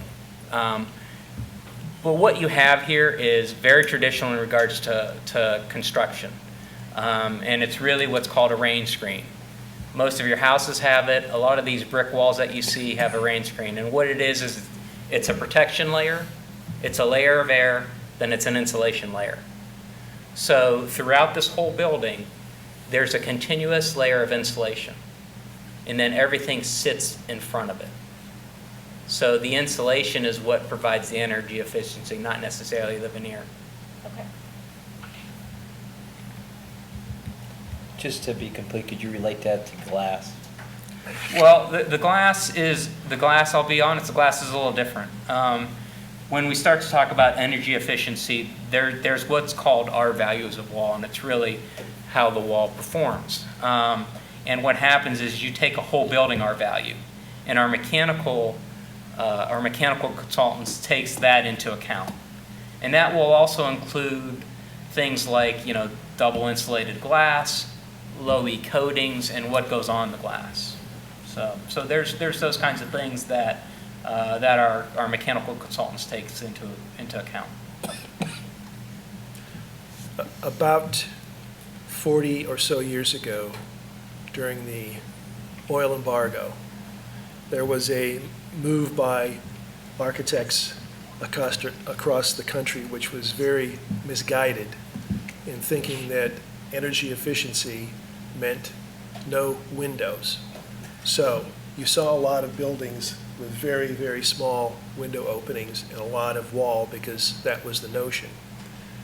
That was not a very good thing for the people inside those buildings or for energy efficiency, because what it did was it reduced the amount of natural light that came into those buildings, which is an energy savings, because the more natural light you can control, natural light that you can bring into a building, it reduces your lighting loads, which in lighting loads we know create heat, which increase cooling loads, which increase energy usage. So, and that's why the sawtooths on top, those are all facing north, which is a really good optimal light to have come into your building. Eastern and western exposures are not as good. Southern exposure is great. You still have to kind of account for some of the more severe solar angles during the year, but glass does not have the same R value, but as John said, we take the average R value for the building envelope, and that's what some specific areas they'll actually take the room and look at the amount of CFMs of air that they need for those spaces. But by and large, we think, and it's been proven that more natural light is better, is a good thing for the building design. And the other opportunity, when BSHM first started on this project, we were like, how do we get northern light into this building? Because your existing footprint really wanted you to come out here and have all your classrooms running sort of on the east and the west sides of the building. When as the project develops, and for those who followed this thing, knows that this isn't the initial plan that we showed. This is how it's evolved. But when we had the opportunity to introduce natural light not only into the classroom spaces, but into the student commons, there's the ability for this space to be naturally lit, which not a lot of schools have that ability. And the amount of energy that's saved just in this space alone is, if you don't have to turn the lights on 5 days, what kind of space is that? What are you telling your students? When you go into your student commons right now, I'm sure everybody here has been in that student commons. It's dark. They have the little windows at the end. This is in approximately the same location. But you can see from the rendering, and if you go back to that interior rendering, this interior rendering is based on, we have our model set up for Cleveland Heights, for some locations, and I don't know what date this was taken, but you can see, just based on shadow, the amount of sunlight that's coming in these things. This is what we call, these are BIM, building information models. So the honesty is really there. So you can see what this kind of stuff does to a space. See how happy this guy looks? Can you go to the auxiliary gym, the rear the northwest? Yeah, the northwest. Yeah. Are you you got the windows on the north side. Yeah, do have windows on the north side. Are you going to have any on the east and west of the top? No, we don't have any on there. We thought, for one thing, a lot of gyms, as we know, they don't have any windows in them. But because the auxiliary gym and the pool both have north-facing, elevations, you just couldn't do it without providing natural light in there. It's not a lot, but it still gives you the ability to have natural light coming in. It also allows people walking along, Washington to see a volleyball game going on or whatever is happening in these spaces. I know your auxiliary gym is used not only for PE, but also, we talked with Craig about, that being swing space for large productions that you have in your auditorium because of its location. It's just down steps. So there's always activity going on in there. When we were driving in tonight, we were driving up 8. We were going Yeah, we were up 8. through Warrensville Heights.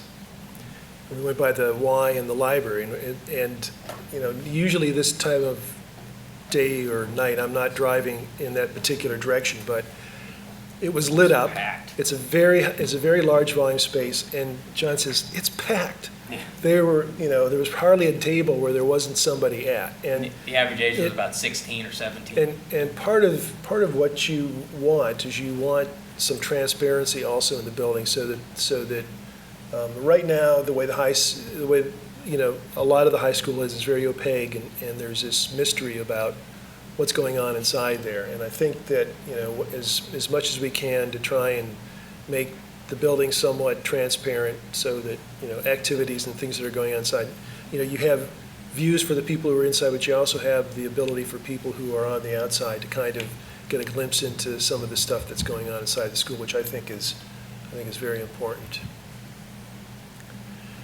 Mr. Coble, did you want to go back to the? Sure, yeah, we can go back to the gateway just for 2 things.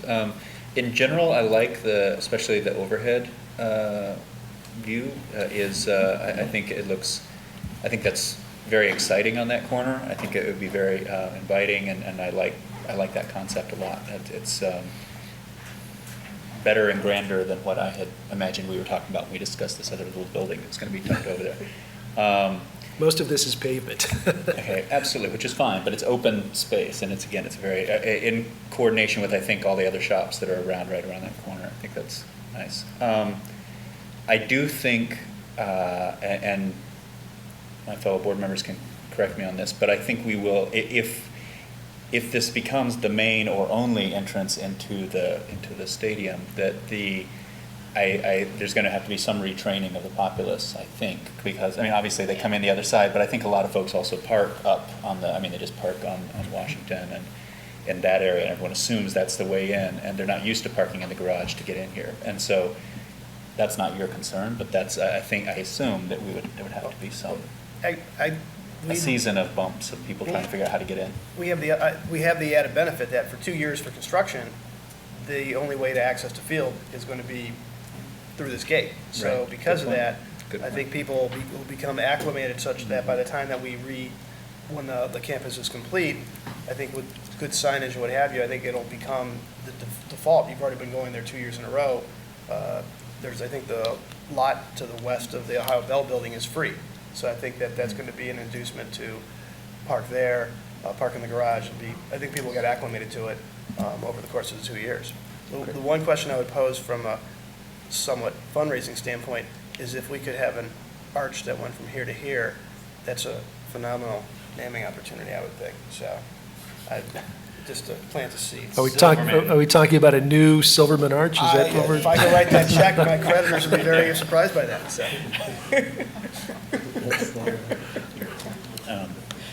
Yeah, my last thing is just if we can go forward to the other view of the Gateway Arch. I would just agree with, and I did not see the drawings that were presented with the Planning Commission, but I would agree with Mr. Silverman that again, because this is going to be a focal point, and there is a lot of traffic at that intersection, that the more we can make that as grand as, and again within budget constraints obviously, but as grand as the 20s facade running along Cedar, whether it's in detail or neatness, color, whatever it is that we can, the more we can spark that up and make it grand. If we're gonna have this big open thing there, the better. What impressed me with the sketch you showed was, because from knowing the blueprints of the back of the building, it's like, hey, they're completely replicating that design aesthetic. Even if we can't reuse the stonework, if we can get modern, I don't know. You can see that when you're in the stage of the backup house of your social home. Right. I mean, if we could, even if it's a replication of that, I think it would be sharp. I mean, flip side, this looks excellent because it has the same kind of mercantile quality of the commercial buildings on Lee Road as well. The other thing, if you do go, if it does become something like this, this is shown as gray. Right. If we bring it to the color of the sandstone in the Right. building, even though and let's just say that it remains as articulated here. You have 50 yards or whatever of separation, but you still have that idea of material and color here, and then material and color on the high school. Could you go back to the other side of Gateway? Sorry, I should have said, what was that? So just filing a semi-dissent opinion, semi-dissent opinion, I really like it. The notion of this wall between the visitors and us, I Right. philosophically have issues with that.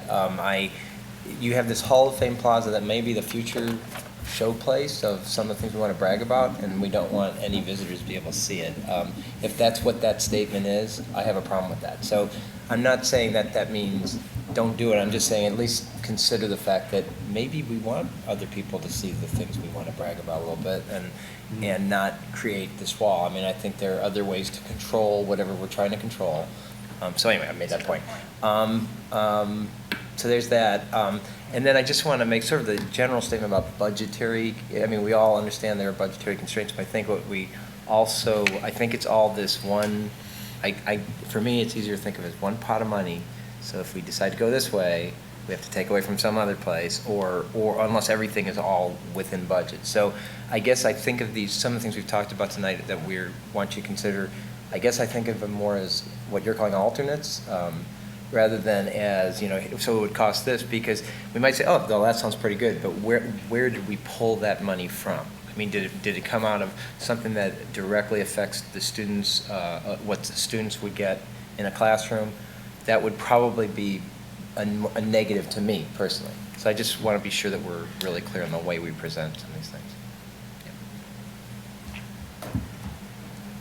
One, I guess my question or note, I guess, because we've got Lee Road, they're doing their big renovation on Lee Road, we've got the Cedar Road project coming down the pipeline, you got the RTA shuttle bus stations here, you got a shelter here, you got a shelter there, there's a junction box for the controls over here.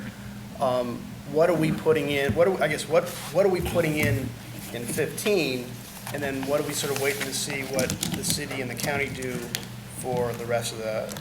Well, the Lee Road project is already under, they already are working on Okay. that. And I believe Planning Commission talked about, right now, the sidewalks from Lee Road sort of does one of these, sort of up, maybe Right. 5 feet above sidewalk. The discussion was to continue the urban sidewalk at the street. Okay. All right, which then, Eric, allows, like you had mentioned, allows for the ability to Okay. sort of open this up a little bit. The Lee Road project also includes, and I think the bus stop sits about right here, if I'm remembering right. That's right. It also talks about relocating the bus stop, I think 50 feet, Okay. approximately 50 feet, which is where, we located this in approximately that location. Yeah, because I mean, Now, what's going on Cedar, we're still trying to work through that. okay. Yeah, because I mean, We don't know yet. I hate for us to have this great building and then you can't see it because Yeah. there's the control box for the intersections right in front of you, and there's Yeah. the bus shelter. So Well, that's and why you I have, was, you have some other opportunities Right. down here that need to be looked into, but. and at the same time too, I hate for us to pour concrete or lay some asphalt and then the city's going to rip it up in a year or two for their project, and I'd rather we just sort of leave it as it is and have them rip it out and replace it and not have us expense. So we'd include the Lee Road improvements along here. Yeah, I mean, the more we can let them pick up the check for as opposed to us, yeah, they've got the money coming from different sources, we don't. And what is this design? This reminds me of something from Star Wars. I was wondering what that is. Hall of Fame place. What are those? What's the abstract design? Is that just a placeholder? Yeah. Okay. Anything else? Just a question I asked a long time ago, and I don't think there's any change to this, but with them redoing Lee Road, that does not, now with the new things we're doing here, does not present any issues with construction vehicle movement when we're trying to do things, because they'd come through Cedar or a different way. They would not need that Lee Road access, right? No. Okay, good. And this goes before, what's the timeline for, well, I guess, what's the timeline for this? When do we have to sign off on anything? What's the timeline for this project? Because we got to start this one pretty soon, I would imagine. We are before the Planning Commission mid-February. I think it's February 17th? It's the 11th. 11th. So you'll probably be presenting something comparable to this, but not totally designed out. Okay. So I guess then theoretically, when are we turning dirt on this? If all, green lights and everything, when do we break ground on In the this? spring. Okay. And with the deadline of Labor Day of 15, so. Start of the football season. Gotcha. Yeah.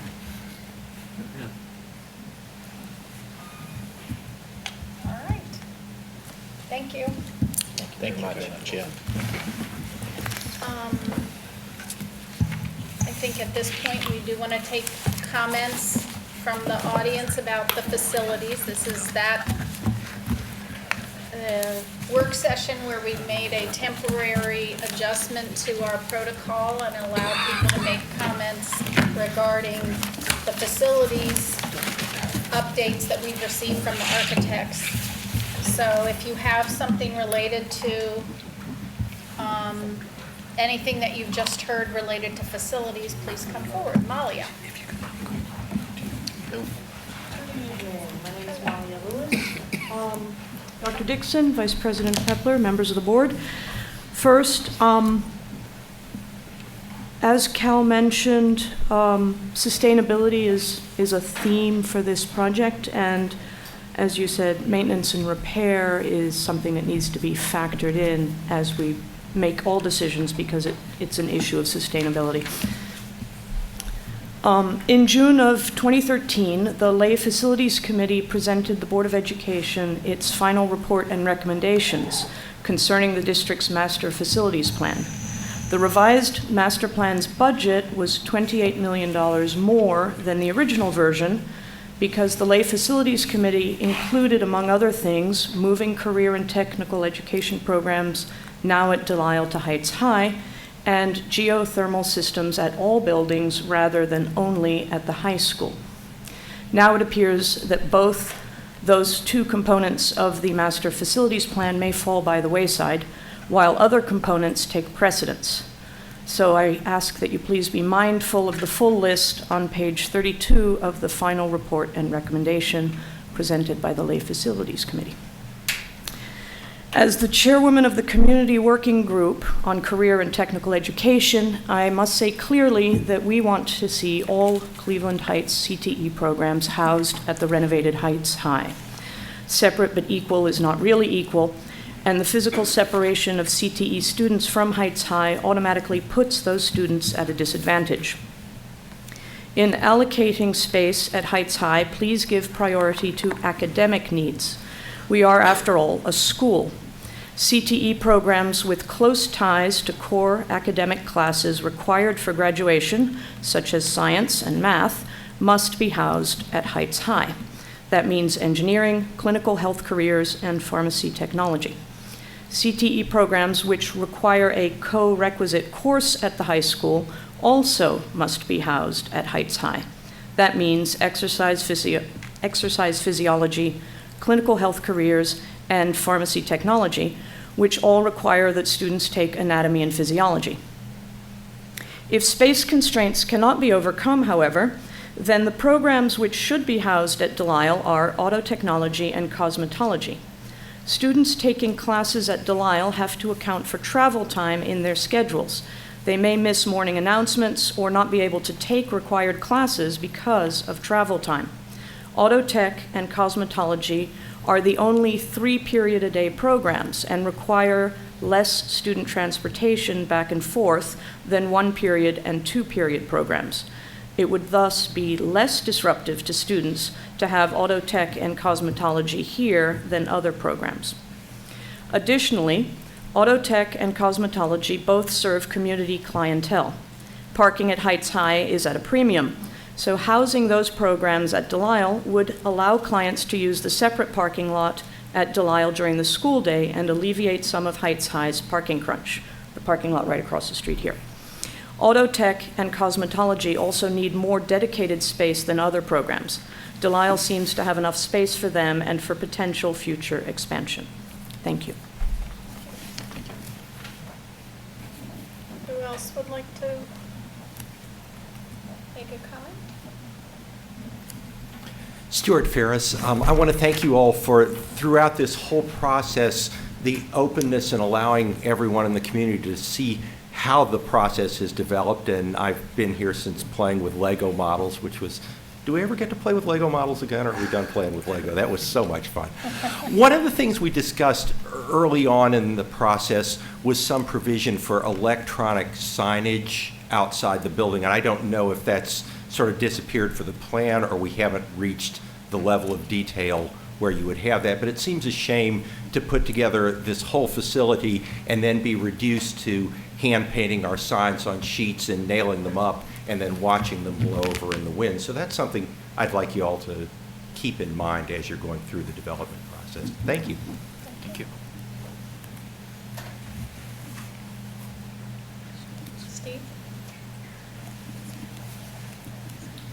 So I feel like I'm in a kind of a strange situation sometimes at these in this process, in that I live in the community, I work at the high school. I'm very encouraged that the building is going to be very nice and the best it can be. And I really, looking over the last couple of years, I'm feeling more and more encouraged as the plan's getting finalized. And I'm very hopeful for the district to be able to connect creative instruction to the new building. Andrea Selico and a small group of people met with Joe Mendez and myself last week, and I was very encouraged with the creativeness and the moving forward with that. What I am concerned about is with the physical spaces and with the timetable that we're approaching, and the creation of career technical education here at Delisle and at the main campus. Concerned about the physical spaces and the choices that are being made in the very near future with the city, with the auto body here, and the different programs and their location. It seems to me that when you locate a program, a classroom, you can move it very easily. But when you have a career tech class that's designed specifically for that class, relocating and revisioning could be difficult. I wonder, after going to the Career Technical Education Working Group this past weekend, and really listening to them and, for lack of a better term, their frustration, and also all their ideas that seem to be great. I wonder if what we have now, and this is very late in the game, but I wonder if what we have now is a vision of what we want in career technical education. And I wonder if the vision of what this district will be in 20 years and 30 years and 50 years when this building is still being used is what they're going to want. And I know that the architects have to be really wanting us to give them exactly what we want, tell them what we want so they can create it. I wonder in how hard it is to get everyone on the same page, for lack of a better term, the Board of Education, Central Administration, teachers, working groups, architects, if it's worth seriously considering with career technical education, what is the long-term vision of our programs? With there not being an administrator this year in the career technical education and us planning these programs, making major decisions of where they're located and what physical spaces will be there connected to these programs, I wonder if us as a district and a community can quickly, and very quickly, in that they're meeting with, I understand, the city on February 11th to talk about Delisle and the auto shop, really hash out what do we want as a community, as a district in career technical education, and what really makes sense for these spaces. I understand that there's not room at the new high school for all the programs, and I think that the career technical people in that working group have come to that conclusion, I think. But I really wonder, does it make sense to have the nursing and pharmacy at the high school? I don't know. It seems to me that it might. I understand that size-wise there are real limitations for those programs where they are, but I encourage the district to really think about the vision for career technical education, not just short-term for us, but the people that will be using these buildings in 50, 60, 70 years. Hopefully the building will still be usable at that time. So I really would encourage the board and central administration to listen to the career technical, the CTE working group. They've done a lot of work. I read their document that they put together for you guys, and I think they're about ready to share it. And I really would like to suggest that we as a district and community give some hard thinking to CTE and how do those spaces look for not only us, but in the future. And that once a decision is made, it's going to be hard to move some of those programs. Thank you, and good job again. Thank you. Anybody else? Nope. If it's about facilities, you can go, no, I'm sorry, that's maybe we can talk after, or if you have a question, but we don't take questions, general questions from the audience.